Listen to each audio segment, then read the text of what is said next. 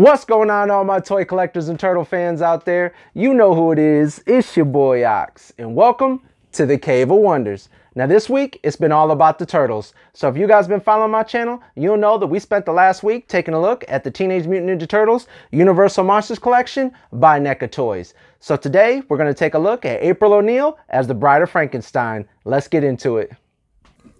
Okay, now starting off with the front of the box, you can see up here it says Teenage Mutant Ninja Turtles Universal Monsters Collection. Right here in the middle, let you know the name of the character we're going to be looking at today, which is April O'Neil as the Bride of Frankenstein. And this right here is like a painted image of her. It's not the actual figure, but that's what the figure looks like. But it's some kind of really cool like art image of her. Then right here, let you know same on the front, Bride of Frankenstein. Then the back, like all the other figures we looked at earlier this week, it gives you this really cool like poster image of the action figure and let you know all these weird things like the shocking tale of April O'Neil as the Bride of Frankenstein, witness all the gruesome journalism, warning, the monster demands a reporter, ripped from the deadlines, breaking news, she's alive and electrified, hair-raising horror. That's pretty cool. I love all these little back poster images that they have on the back of all these Universal Monsters Collection boxes. This is a really cool. This is definitely something that I'm going to want to put my figure in front of and display it. Then right here, let you see a couple other figures that are in this line. We already ended up looking at all of these figures. And this right here is what it looks like when you open the box up. There's a clear package window. Let you see all the accessories and the figure that's inside. And then right here just shows you this really cool image of the action figure in a pose right here.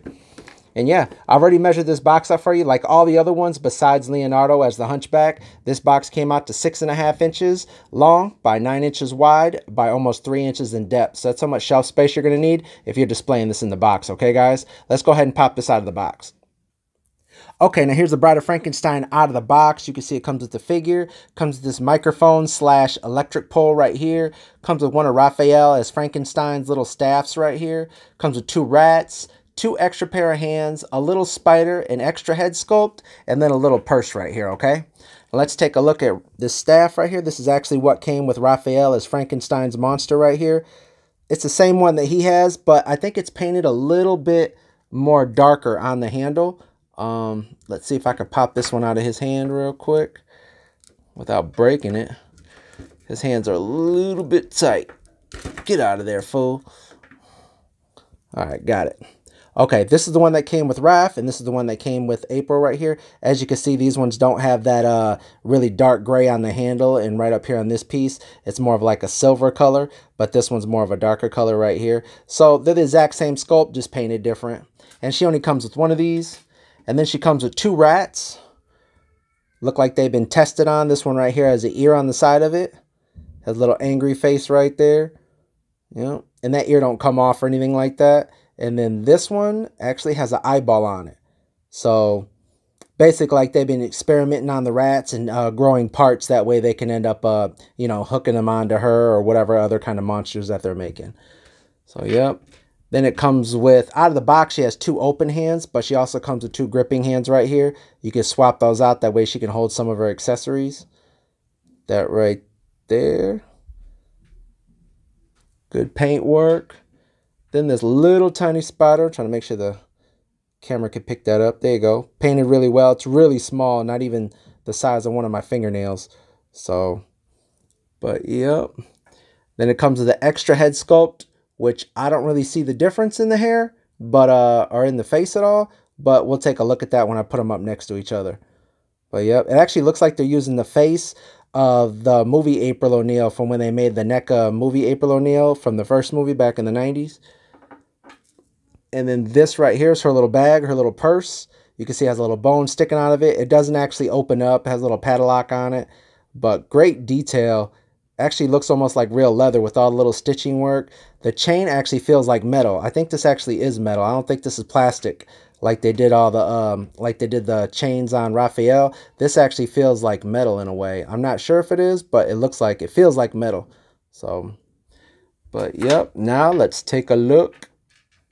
Oh, we missed out on one thing. Let's take a look at this little microphone right here. Not a microphone. It says WTRL, like her news station, but it actually looks like the pole that a lightning ends up hitting and sending electricity down to end up waking her up, just like it did in that old movie or whatever. So that's kind of what this pole looks like right here. but I think it's meant to be like a microphone or something like that when she's doing her news broadcast, basically. So, but looks really good, man. Really great sculpting. Really nice paint work right here on the cords or on the wires right here. They end up painting those like a green. The wrap on it, it looks like you know, some kind of fabric wrap, basically. That's what it's meant to look like, but that's painted another color. They did a really good job on all of these figures and all the accessories. Now let's take a look at the Bride of Frankenstein herself. Yeah, I don't see a difference in these head sculpts right here. Let me get up close. No, I don't know. Do you guys see a difference? Oh, okay. Her mouth is a little bit more open because they're both kind of, she's kind of smirking on this one, and this one right here, it shows a little bit of her mouth, and maybe, yeah, I don't see any other difference. It kind of looks the same. The hair and everything, I don't know. But maybe if you guys want to swap it out, you guys can to maybe show a little bit of her teeth, but I don't really see a difference. But yeah, taking a look at her clothes, all her stitching looks really cool. Her wraps on her hands and on her arms all looks like old and kind of dusty and deteriorated. See, she has like little beetles all over her vest right here. Now, I think it's pretty cool. They chose like a yellowish top vest and then this little brownish skirt right here all ripped up. Kind of like a zombie in a way, like, you know, she was April O'Neil or well, you know, Bride of Frankenstein, like she died and they just, you know, used part of her body or something. But everybody knows that April O'Neil normally always wears like some kind of yellow jumpsuit or something like that. So I think it's pretty cool they chose like this like creamish yellowish suit right here to put her in.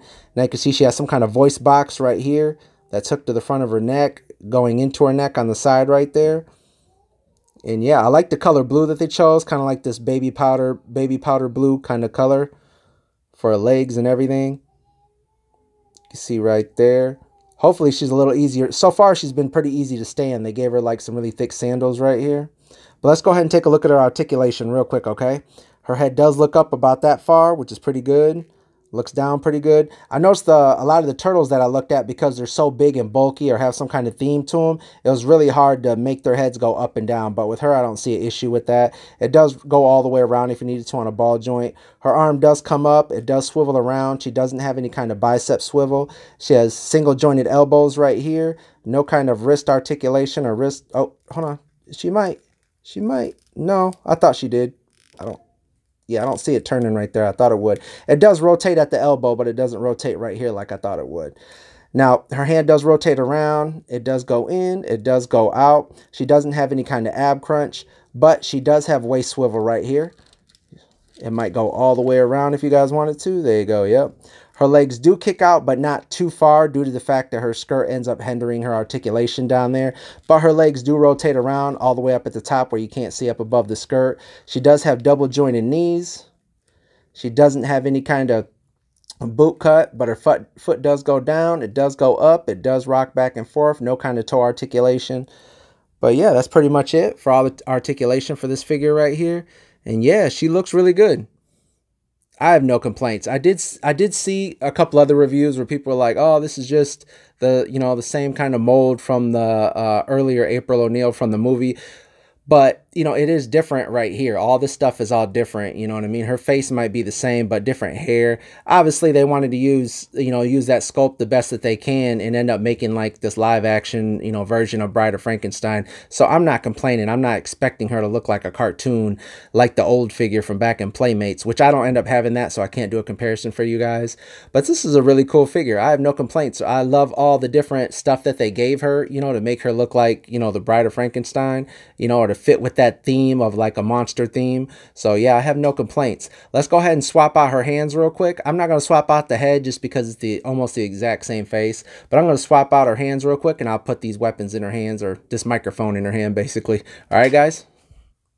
Okay, now here's April with a couple of her accessories in her hands. You can see right here she's holding that microphone or electric rod right there. I ended up putting her purse on and throwing a couple of these rats on her. I put a rat right here. I just clipped it onto the side of her purse. They don't actually clip on. You just got to kind of squeeze their legs around wherever they're going to be holding on to right here. But yeah, this right here is her. And then she ended up measuring out to about 7 inches tall. So she's taller than most of the other turtle figures that we already looked at, besides Raphael and Splinter. So this right here is Mikey as the mummy. You can see she's taller than him. She's the same height as Raphael, basically, 7 inches. And Splinter, she's out, yeah, taller than Splinter by a lot. So, and then she's taller than Leonardo as the Hunchback as well, only because his back ended up hunching over, so it made him shorter than the other figures. But yeah, this right here is her. Let's go ahead and do a comparison of the other NECA April O'Neil from the 1990s movie right here. And as you can see, they have the same likeness in the face, but they're not the same sculpt. They have different legs, different feet. This one I always have to put on a figure stand because if I don't, she'll tip over. This one has like wider heels, or not heels, but wider sandals or whatever she's wearing. Obviously different legs. You can see the calves on the Bride of Frankenstein is a lot thicker than this April O'Neil movie one. And then the same with the clothes. Different skirt, different jacket right here. She doesn't have a jacket that goes all the way down like this one. Obviously a different purse. I like the fact that they added all them little details to the Bride of Frankenstein to kind of make her like a reporter. They gave her that rod right there. That's a microphone. They ended up giving her a purse, but, you know, put padlocks on it and bones and stuff. And obviously they changed out her hair. So the only thing I see is the same face sculpt. So it's definitely nothing reused as far as the other figure from the 90s movie.